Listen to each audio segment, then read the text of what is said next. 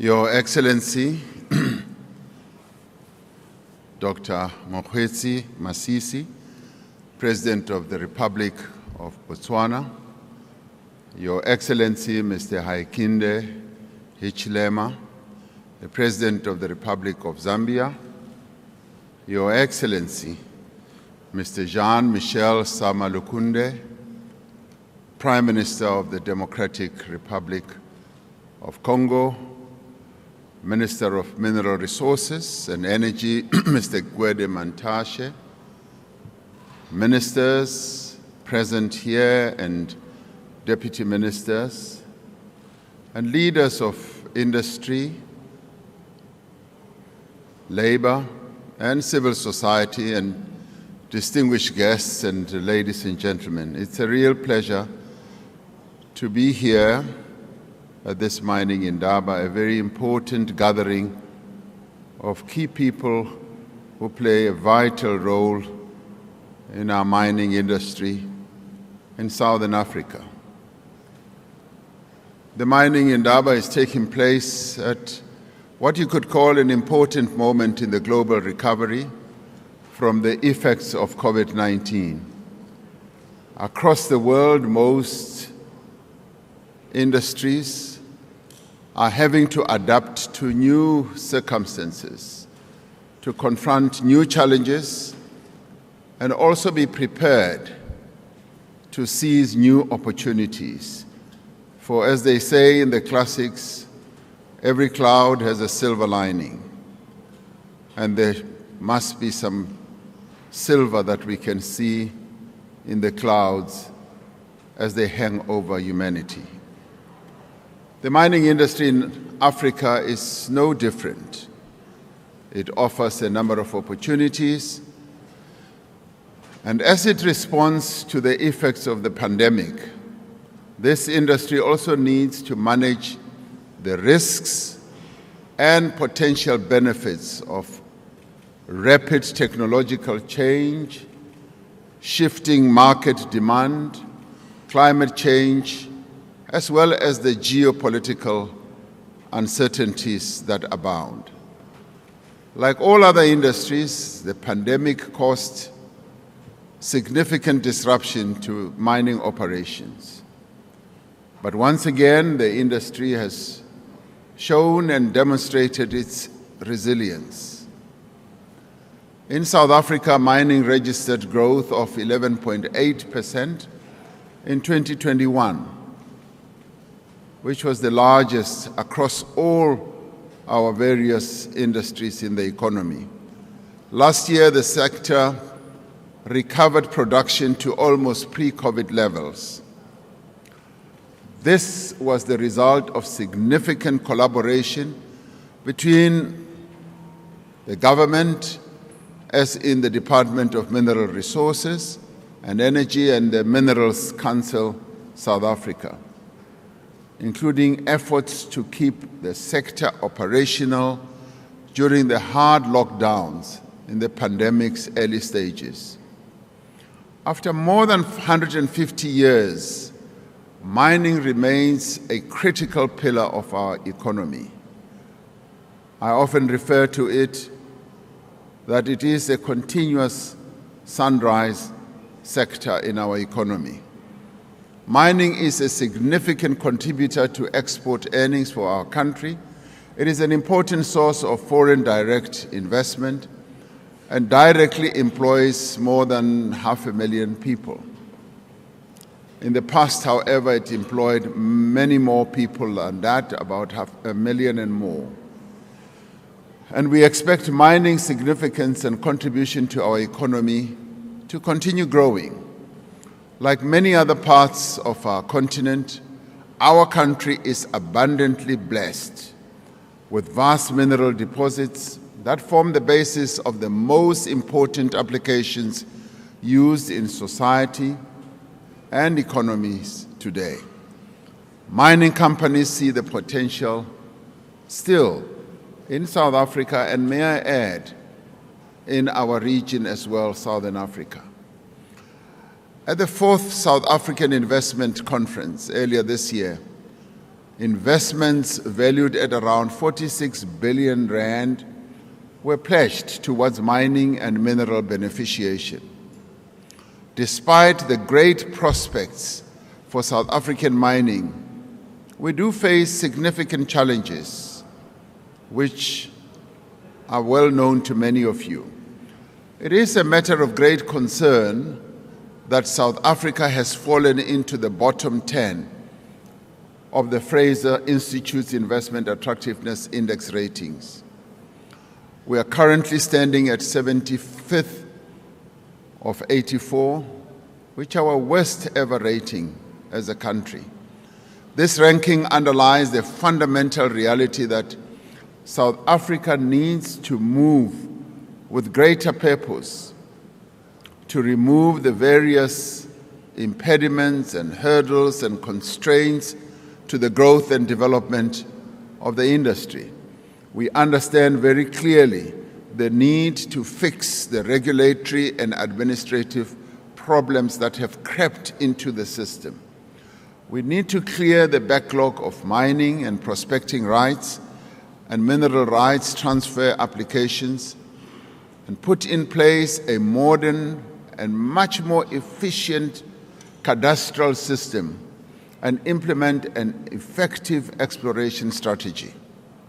We understand very clearly the need to significantly improve the functioning of our railways, which have fallen into disrepair, our ports, which are not performing at the level that we want them to perform, and the vital importance of ensuring a secure and reliable supply of affordable electricity. These tasks are at the forefront of our economic reconstruction and recovery efforts, which is now firmly underway. Since the last mining in Indaba, we have made significant headway in driving a program of policy reform for what we call the network industries that are inextricably tied and linked to mining and its operations. This program is being coordinated through an initiative we started, which is operating in the Presidency as well as in our Treasury, working in partnership as well with the Department of Mineral and Energy Resources, as well as other departments in our government system. An important area of progress is regulatory reform to facilitate new electricity generation by the mining and other sectors, to meet the deficit that we now have with regard to energy generation. Regulations have been amended to allow companies to invest in new generation capacity up to about 100 megawatts without needing to apply for a license. We are working to further cut red tape for the registration of projects, to accelerate the environmental approvals, and to strengthen the capacity of our energy generation company, Eskom, as well as municipalities to link such projects to the grid. According to the Minerals Council South Africa, around 4,000 megawatts or 65 billion rand of such electricity generation capacity investment is in the pipeline and we are told will be implemented. South Africa's energy landscape is being fundamentally transformed to introduce greater competition, more diverse energy sources, and greater energy scrutiny into the future. As we go around the world and see how other countries go about with their energy generation, we've learned lessons, and it is for this reason that we are moving ahead with this transformation. The unbundling of Eskom into separate entities for transmission, for distribution and generation is on track and is set to be completed later this year. This initiative, which we call Operation Vulindlela, is working with the Department of Water and Sanitation to implement a turnaround plan for the issuing of water use licenses that are so needed in the mining industry, something that will enable mining operations to function optimally. We're working towards a target of 80% of all applications being resolved within 90 days. And this will have moved from a process that took 3 years for a mining use license, a water use license to be approved, and we are bringing it down to 90 days. On Transnet, our rail operator, the publication of the white paper on national rail policy outlines our plans to revitalize rail infrastructure and to enable third-party access to the freight rail network. We've heard the calls from industry for private operators to be allowed to operate the country's dedicated coal, iron ore, and manganese lines. We hope that such proposals will be discussed at this Indaba, drawing on the experiences of other countries. Working together with the industry and other stakeholders, we are strengthening the capacity of our security services and law enforcement agencies to tackle what a number of countries are experiencing right now: illegal mining, cable theft, and general damage to infrastructure. We're setting up focused teams in our security establishment to deal with these challenges, and a number of successes are already being recorded. We value our ongoing collaboration with the Minerals Council South Africa to resolve these and many other challenges that are facing the industry. And this is where the collaboration between the public sector, meaning the state, and the private sector is showing great benefit and progress. According to companies surveyed by the Minerals Council, if these regulatory hurdles could be resolved, they would be prepared to increase their investments by 84% over the next 5 years, over and above existing capital investments. Now, this is sweet music to a government which we hear from the private sector, and we will, in our collaboration, continue to ensure that what they have set out to do is achieved. We are committed to mobilizing the necessary resources and providing the necessary incentives for a new wave of exploration, particularly of the minerals required for the global energy transition.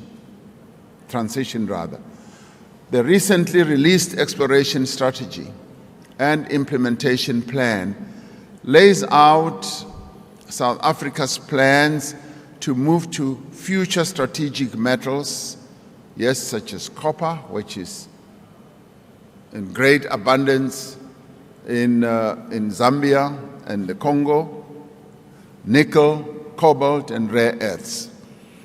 As a world leader in platinum group metals, South Africa is perfectly poised to take advantage of the growing demand for such metals.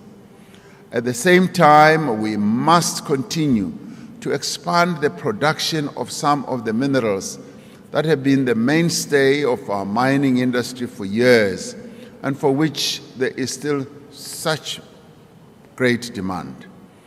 We are keen to harness the opportunities of the hydrogen economy. Last week, I attended the launch by Anglo American of the world's largest hydrogen-powered mine haul truck. And President Masisi was saying, as he looked at the photograph that was taken of me in this massive truck, that I looked like a young boy excited over a toy.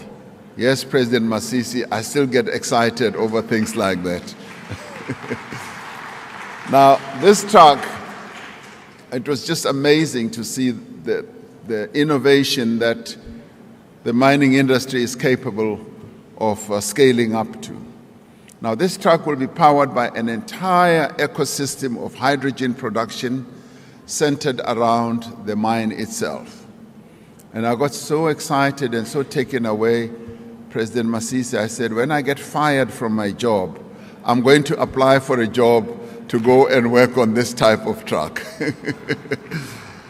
We aim to be not only an important hub for the production and export of green hydrogen, but also of green ammonia, green iron and steel, and sustainable aviation jet fuel.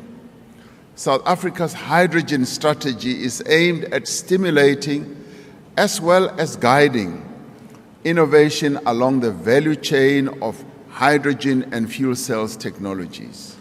What I saw at the Mogalakwena mine of Anglo American just gave me a look into what the future looks like. This will not only sustain demand for PGMs, but also position South Africa to derive benefits from supplying high value-added products. Now, as a continent that has such a rich abundance of resources, Africa needs to beneficiate its mineral endowments for the benefit of the current and future generations. And as we were walking in, President Masisi whispers to me that, President Ramaphosa, we need possibly to develop a Southern African beneficiation pool so that we harness all our either technologies and resources and make sure that we are able to harvest the best benefits going into the future, because we are the real hub of mining possibly in the whole world as Southern Africa. Mining has an important role in South Africa's just energy transition. In our onward march towards a low-carbon future, it is critical that our efforts are both realistic, but they also have to be sustainable. We have resuscitated the successful Renewable Energy Independent Power Producers Procurement Program, which plans to sustainably upscale investment in wind and solar power, which we also have in great abundance. We are diversifying our energy mix under the Integrated Resource Plan. We have supporting legislation to mitigate and adapt to climate change. In line with our just transition efforts, we are in the process of mobilizing international finance as part of the effort to ensure that affected communities and existing industries are supported during the process of transition. It is clear that as our reliance on coal is reduced over time, pathways towards new economic activity needed to be created for workers and affected industries. As we confront the reality of energy insecurity and the development of new energy resources, it is critical that South Africa, like all developing economies, be given the necessary development space, because we are still in development, and that space is absolutely necessary for us to be able to transition in an orderly and in a sustainable manner. Countries on the African continent need to be able to explore as well to extract oil and gas as they find it in an environmentally responsible and sustainable manner. These resources are important for energy security, for social and economic development, and for reducing energy poverty on the continent. And we do not see this trajectory as being mutually exclusive to our focus on moving towards ensuring that we reduce our carbon footprint. It is important that as we undertake a just energy transition, we adhere to the principle contained in the UN Framework Convention on Climate Change of common but differentiated responsibilities of respective capabilities. The growth and development of mining in South Africa will not be possible unless the working and living conditions of the people who work in the mining industry, as well as the mining communities, are improved. Gone are the days when corporates ignore what is happening to their workers in terms of their livelihood, and gone are the days when we ignore what is happening in the communities in mining areas. We now have a responsibility, all of us, as the public sector, as in governments, the private sector, to ensure that we have benefits that are going to flow to all those who are involved in the ecosystem of mining.